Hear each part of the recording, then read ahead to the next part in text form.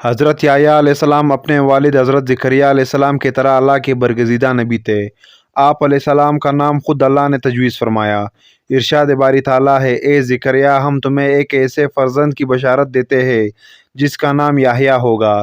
اس سے پہلے ہم نے اس نام کا کوئی شخص پیدا نہیں کیا۔ سورہ مریم آیت نمبر 7۔ گویا دنیا میں سب سے پہلے آپ علیہ السلام کا نام ہی یحییٰ رکھا گیا، اور آپ علیہ السلام اپنی صفات میں بھی سب سے منفرد تھے۔ حضرت یحییٰ علیہ السلام اپنے والد حضرت زکریا علیہ السلام کی دعاؤں کا صلہ تھے، جنہیں اللہ نے بڑھاپے میں اولاد عطا فرمائی۔ حضرت یحییٰ علیہ السلام کی والدہ اور حضرت مریم علیہ السلام کی والدہ آپس میں حقیقی بہنیں تھیں۔ یوں حضرت یحییٰ اور حضرت عیسیٰ علیہ السلام آپس میں خالازاد تھے۔ حضرت ربیع بن انس فرماتے ہیں کہ حضرت عیسیٰ علیہ السلام کی نبوت سب سے پہلے تسلیم کرنے والے حضرت یحییٰ علیہ السلام تھے۔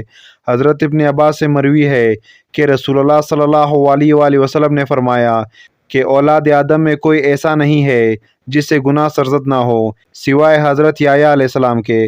مسند احمد۔ قرآن پاک میں آپ علیہ السلام کا ذکر ان 4 صورتوں میں آیا ہے جن میں حضرت زکریا کا بھی ذکر ہے، یعنی سورہ آل عمران، سورہ انعام، سورہ مریم اور سورہ انبیاء۔ اللہ تعالیٰ نے حضرت یحییٰ علیہ السلام پر وحی نازل فرمائی، اے یحییٰ، ہماری کتاب مضبوطی سے تھام، اور ہم نے ان کو لڑکپن میں ہی دانائی عطا فرمائی تھی، اور اپنے پاس سے شفقت اور پاکیزگی بھی، اور وہ پرہیزگار تھے، اور ماں باپ کے ساتھ نیک سلوک کرنے والے تھے، اور سرکش اور نافرمان نہیں تھے۔ اور ان پر سلام ہو جس دن وہ پیدا ہوئے، اور جس دن وفات پائیں گے، اور جس دن زندہ کر کے اٹھائے جائیں گے۔ سورہ مریم آیات نمبر 12 تا 15۔ حضرت یحییٰ علیہ السلام ابھی کم عمر ہی تھے کہ پروردگار عالم نے فرشتوں کے ذریعے تورات حفظ کروا دی، اور انہیں حکم دیا کہ آسمانی کتاب کا جو علم تمہیں عطا کیا گیا ہے اس پر خود بھی عمل کرے اور قوم کو بھی اس کا درس دے۔ اس کے ساتھ انہیں بچپن میں ہی علم و دانائی، عقل و حکمت، طہارت و پاکیزگی اور پرہیزگاری عطا فرمائی گئی، اور ان میں وہ تمام خوبیاں یکجا کر دی گئی۔ اللہ تعالیٰ کی طرف سے حضرت یحییٰ علیہ السلام کے لیے سلامتی کا اعلان کیا گیا۔ 5 خاص صفات۔ سورہ آل عمران کی آیات 39 میں اللہ تبارک و تعالیٰ نے حضرت یحییٰ علیہ السلام کی 5 خاص صفات کا ذکر فرمایا ہے۔ ارشاد باری تعالیٰ ہے کہ ابھی وہ عبادت گاہ میں کھڑے نماز ہی پڑھ رہے تھے کہ فرشتوں نے آواز دی کہ زکریا، اللہ آپ علیہ السلام کو یحییٰ کی بشارت دیتے ہیں، جن کے احوال یہ ہوں گے کہ وہ کلمت اللہ یعنی حضرت عیسیٰ علیہ السلام کی نبوت کی تصدیق کرنے والے ہوں گے، اور دوسری مقتدائے دین ہوں گے، اور تیسرے اپنے نفس کو لذات سے بہت روکنے والے ہوں گے، اور چوتھے نبی ہوں گے، اور 5ویں اعلیٰ درجے کے شائستہ ہوں گے۔ مولانا اشرف علی تھانوی فرماتے ہیں کہ حضرت عیسیٰ علیہ السلام کو کلمت اللہ اس لیے کہتے ہیں کہ وہ اللہ تعالیٰ کے حکم سے خلاف عادت بلا واسطہ باپ پیدا کیے۔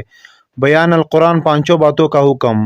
حضرت حارث اشعری رضی اللہ تعالیٰ عنہ سے مروی ہے کہ رسول اللہ صلی اللہ علیہ وآلہ وسلم نے فرمایا، اللہ تعالیٰ نے حضرت یحییٰ علیہ السلام کو 5 باتوں کا حکم فرمایا کہ ان پر عمل کرو، اور بنی اسرائیل کو بھی عمل کا حکم دو۔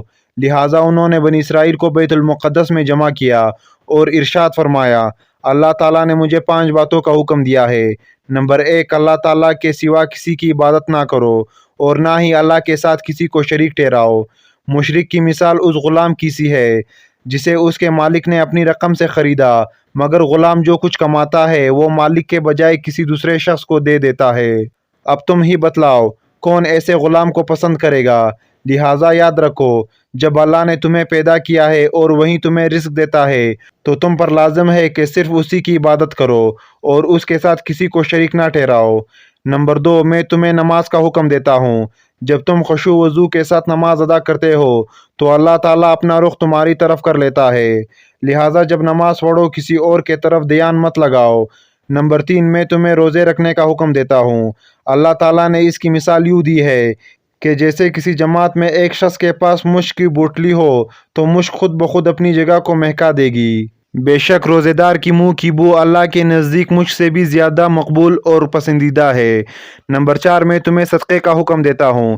اس کی مثال ایسی ہے کہ کسی شخص کو دشمنوں نے اچانک آ دبوچا اور اس کے ہاتھوں کو گردن سے باندھ کر قتل کرنے کے لیے چلے جا رہے ہو۔ اس نا امیدی کی حالت میں وہ یہ کہیں کہ کیا میرا پورا مال لے کر میری جان بخشی ہو سکتی ہے، اور اسباق میں جواب پا کر جان کے بدلے ساری دولت قربان کرنے کو تیار ہو جائے گا۔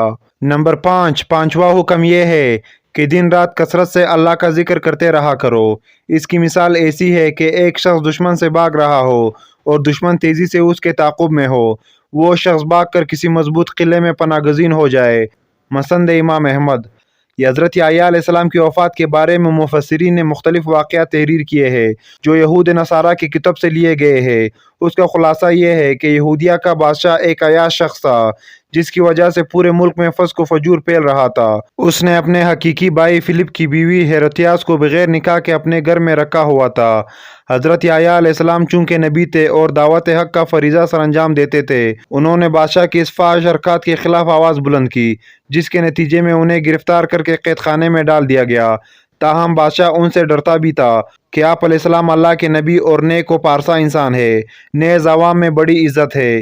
اسی اثنا میں بادشاہ کی سالگرہ کے سلسلے میں محل میں رقص و موسیقی کی محفل سجی، جس میں ہیروتیاس کی 14 سالہ خوبصورت بیٹی نے رقص کے محفل میں تیر چلا کر بادشاہ کو اپنے جال میں پھنسا لیا۔ بادشاہ نے خوش ہو کر اس سے کہا، مانگ کیا مانگتی ہے؟ بیٹی نے اپنی ماں سے مشورہ کیا، وہ تو پہلے ہی اسی موقع کی طاق میں تھی، لہٰذا بیٹی سے کہا یحییٰ کا سر مانگ لے۔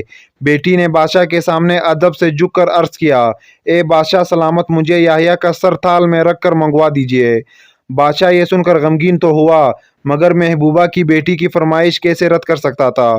چنانچہ اس نے فوراً قید خانے سے حضرت یحییٰ علیہ السلام کا سر کٹوا کر منگوایا اور ایک تال میں سجا کر محبوبہ کی رقاصہ بیٹی کا نظر کر دیا۔ کہتے ہیں کہ دمشق کے جامع مسجد بنو امیہ کے حال میں آپ علیہ السلام کا سر مبارک دفن ہے۔ اموی خلیفہ ولید بن عبد الملک نے یہ مسجد تعمیر کروائی تھی۔ مورخین نے لکھا ہے کہ دوران تعمیر یہاں ایک غار دریافت ہوا۔ اطلاع ملنے پر خلیفہ خود غار میں داخل ہوئے تو دیکھا کہ ایک صندوق میں انسانی سر رکھا ہوا ہے اور صندوق پر تحریر ہے، یہ یحییٰ بن زکریا علیہ السلام کا سر ہے۔ ان کا چہرہ اور بال اپنی اصل حالت میں تھے، یوں لگتا تھا جیسے ابھی شہید ہوئے ہو۔